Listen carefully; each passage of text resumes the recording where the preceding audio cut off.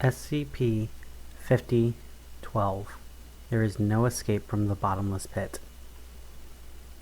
Object Class: Euclid. Site Responsible: Italian in Site 77. Director: Dr. Shirley Gillespie.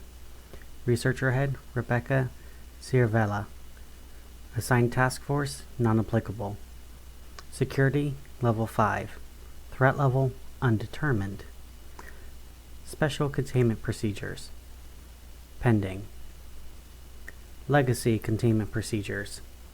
SCP-5012 is the legal property of Fitzwilliam Agriculture, a Foundation Front company.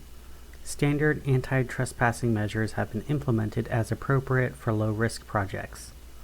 SCP-5012 is to be maintained as standard for the Ceraceous subgenus, including regular harvests for SCP-5012-A, for the purpose of study and experimentation.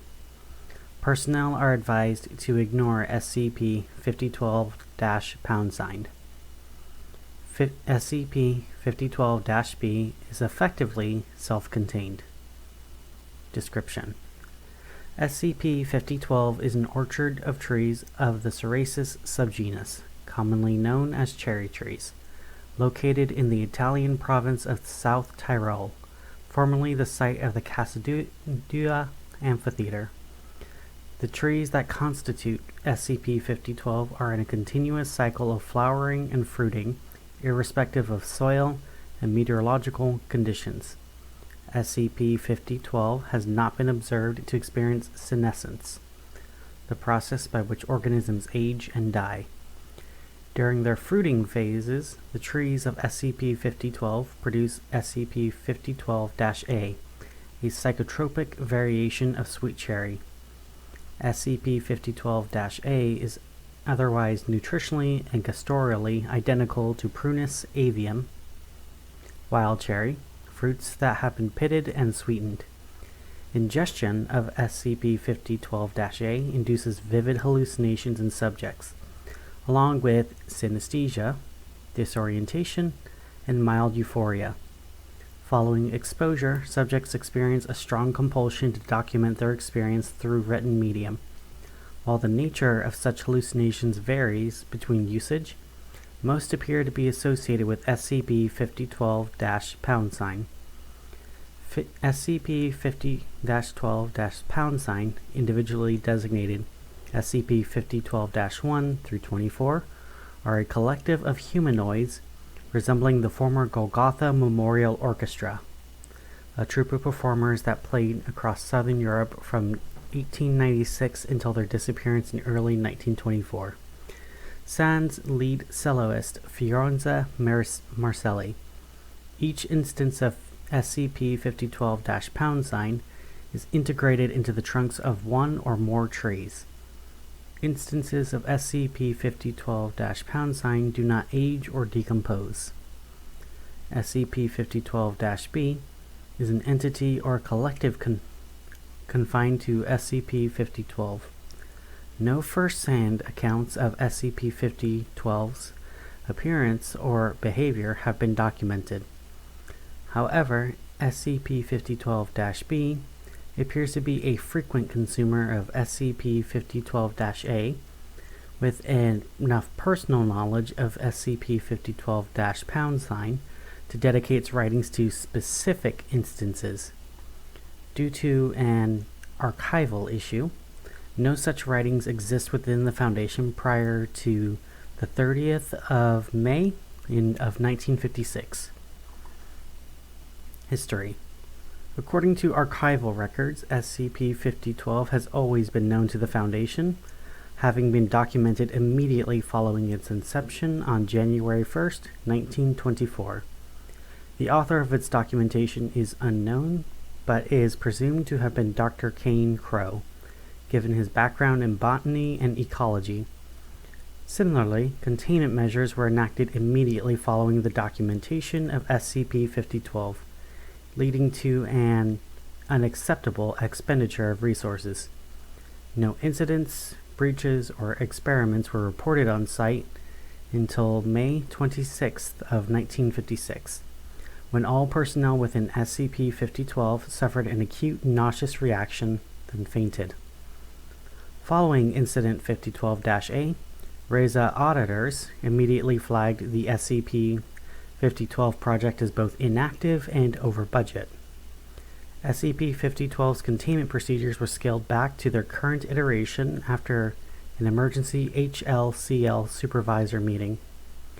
Due to the presently unknown circumstances of the Golgotha Memorial Orchestra's disappearance, as well as the nature of the artifacts recovered from the residence of its members, further investigation into the events of January 1st, 1924 have been authorized by Foundation Overwatch. The ultimate fate of Fiorenza Marcelli is presently unknown. Addendum 5012-8. On the 18th of June, 1959, Foundation Overwatch cleared SCP-5012 for experimentation following an extensive budgeting audit.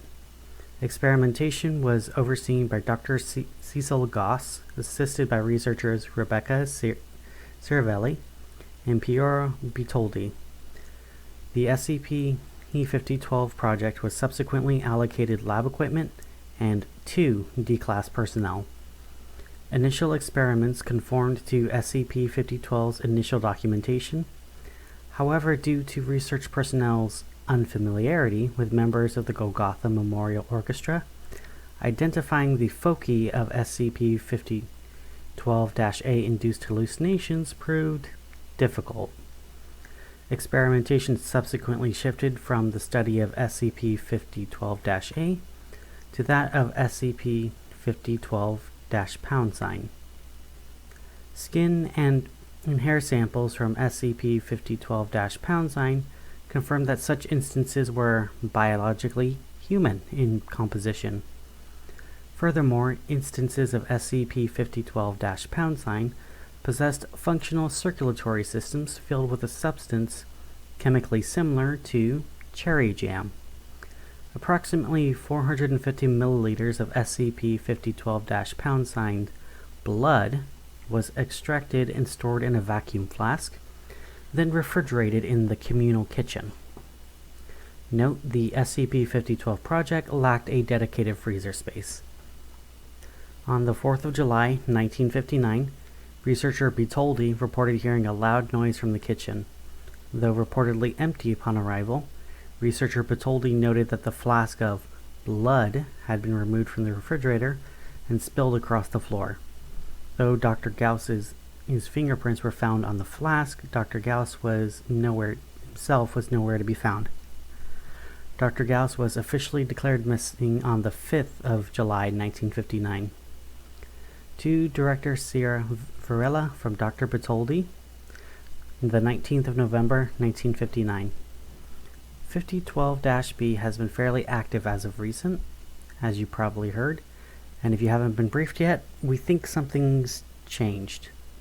Normally, 5012-A produces some form of art, be that poetry, symphonies, etc. We're still getting some of that, sure, but recently we've been seeing an uptick in shorter messages, 1 or 2 sentences at most. Moreover, most simply denote either a specific 5012-# instance or an instrument they played. Sure, it could be an experimentation, but most of the others have produced some kind of narrative theme to tie them down. Realistically, this shouldn't affect the containment project, but keep an eye on buyers. The Cardiff Accord funds a quarter of 77's projects. Incident 5012-E. On October 1st, 1961, Officer Craxey reported a malnourished humanoid wandering through SCP-5012 in a state of apparent delirium. Capture was authorized under the assumption that Officer Craxey had spotted SCP-5012-B. The entity wept upon detainment but did not resist. A preliminary physical of SCP-5012-B revealed the following.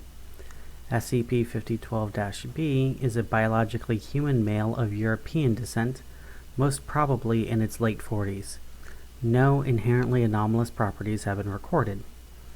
SCP-5012-B's third and fifth toes on its left foot, as well as of the entirety of its right leg below the shin, have been mangled in a past incident, replaced with a finely crafted wooden prosthetics. SCP-5012-B vocal cords have been heavily damaged, rendering it essentially mute. SCP-5012-B's fingerprints are identical to those of Dr. Cecil Gauss. Upon capture, SCP-5012-B wore a tattered set of black scrubs, appropriate for a humanoid anomaly as designated by the Foundation, as well as a backpack containing a 37-page notebook, several broken pencils, and a hastily drawn diagram of unclear purpose. SCP-5012-B further produced an ID card for Dr. Gauss upon interrogation. As Dr. Gauss's card was set to expire on January 1st, 1960, SCP-5012-B's instant identity has not presently been verified. Upon interrogation, SCP-5012-B requested a typewriter with which to document its experience. Document 5012-JE.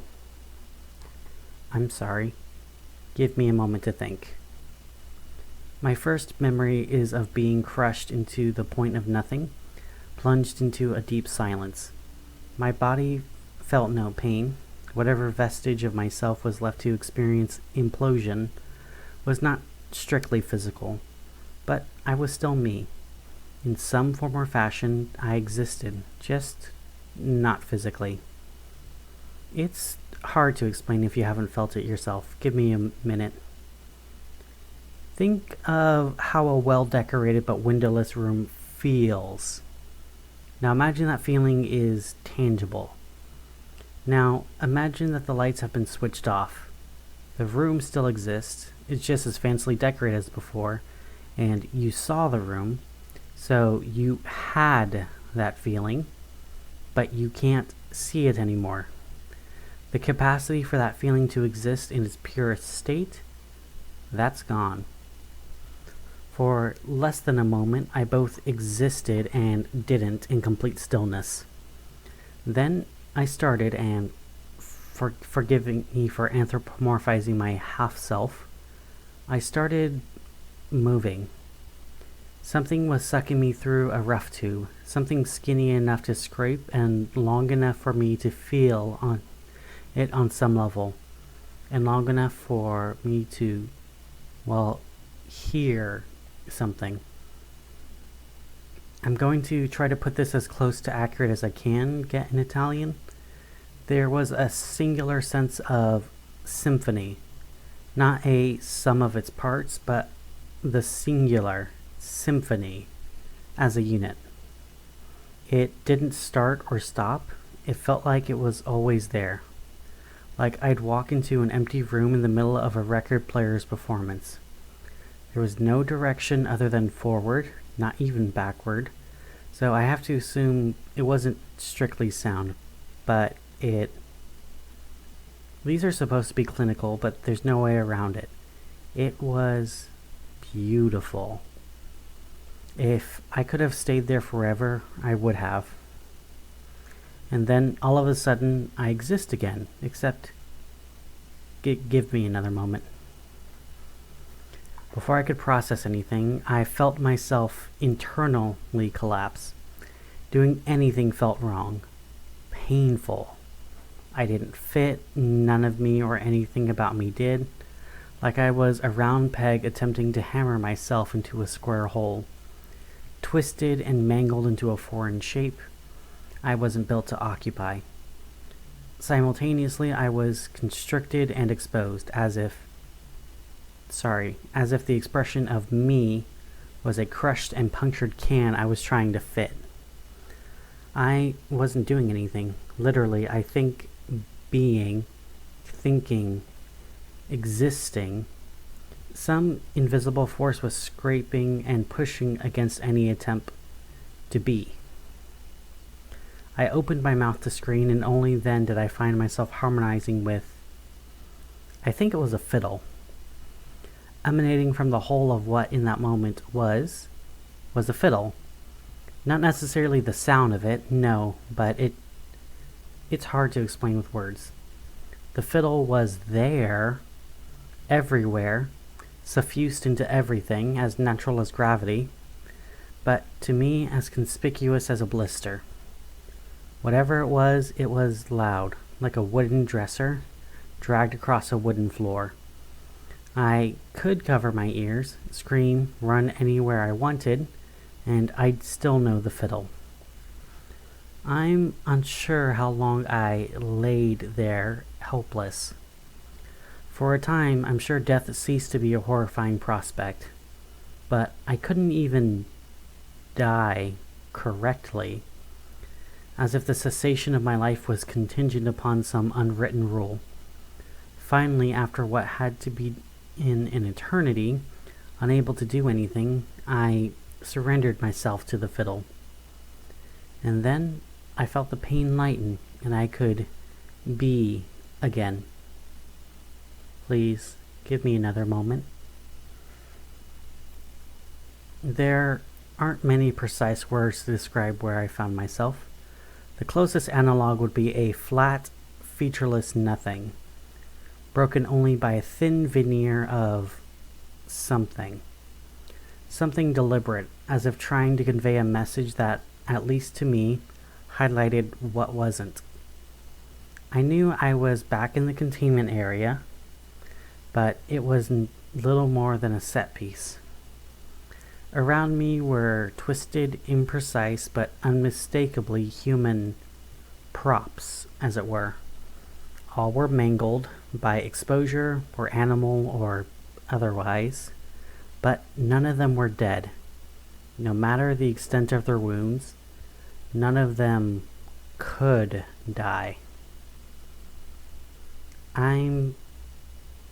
None seemed too concerned about their grievous wounds to do more than lie comfortably still. My first instinct was to call out to one of them, but to even speak was, well, performative. I couldn't speak without singing, or walk without dancing, or write without falling back to poetry in symphonics. All the universe was in tune with the fiddle, screaming from the back of my mind like a stage play. To do anything else was to break the thin veneer of performance, to knock against a curtain or fall into the darkness at the edge of the stage. And aside from that empty performance of immortality, there was little else of note. I danced around what must have been days, trying desperately to make sense of my surroundings.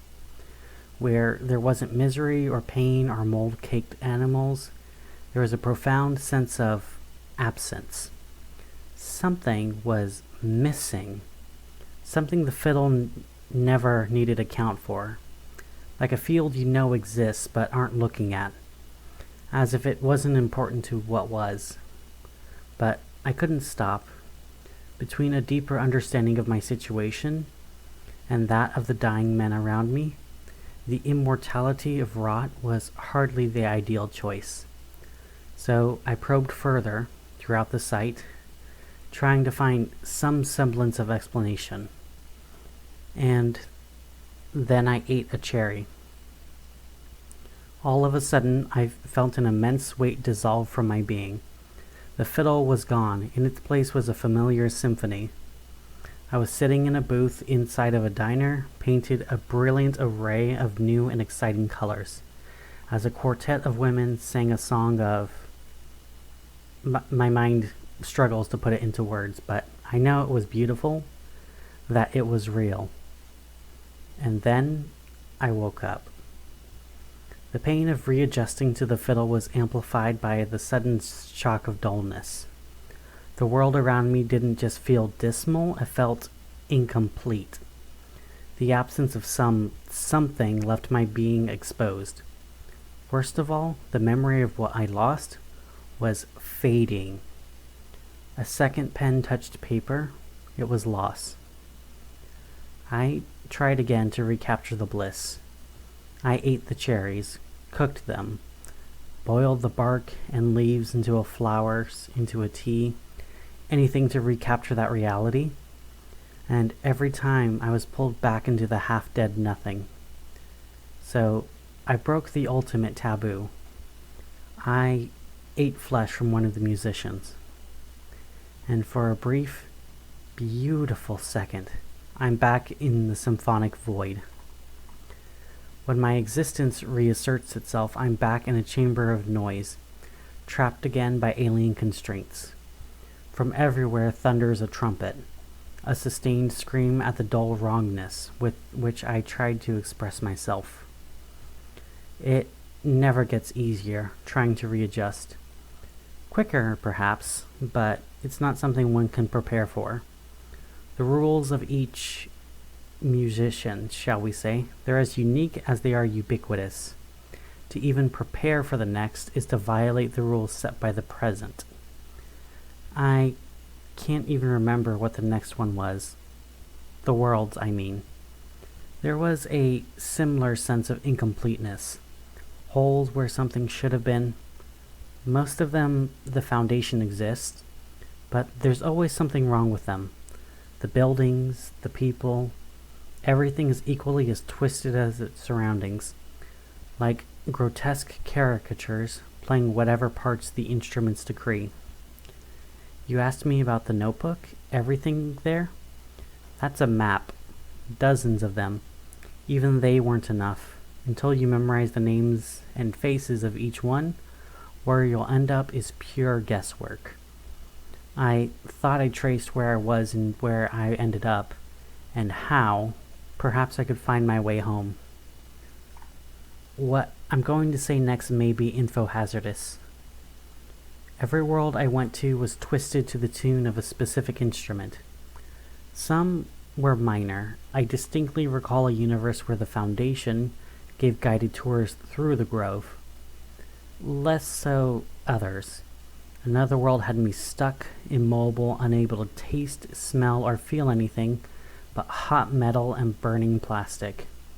In a wall of numbers as a burning shock coursed repeatedly through my being. Throughout, however, I kept faith that eventually I'd get home. That ideal was the only thing that kept me dancing. Home was complete. It was colorful and vibrant and whole. Existence wasn't forced to express anything aside from the completeness of being, and it was silent. And I suppose that's why, even as Fiorenza appeared everywhere but here, I disregarded this world. Something must have changed because I never noticed the cello before then. Updated documentation, pending investigation by the Metaphysics Department. Thank you so much for listening, and have a good rest of your day.